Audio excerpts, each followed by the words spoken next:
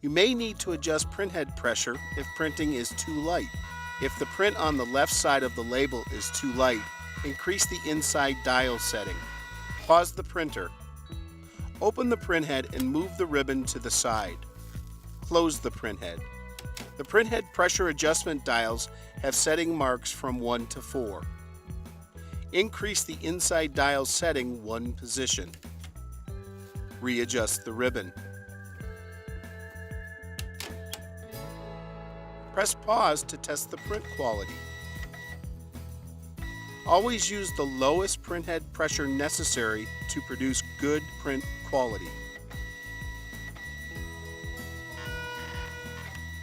Pause the printer.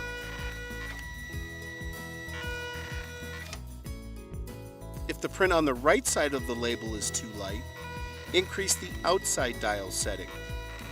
Pause the printer. Open the printhead and move the ribbon to the side. Close the printhead. Increase the outside dial setting 1 position. Readjust the ribbon.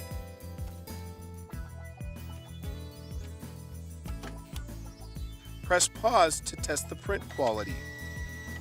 Always use the lowest printhead pressure necessary to produce good print quality.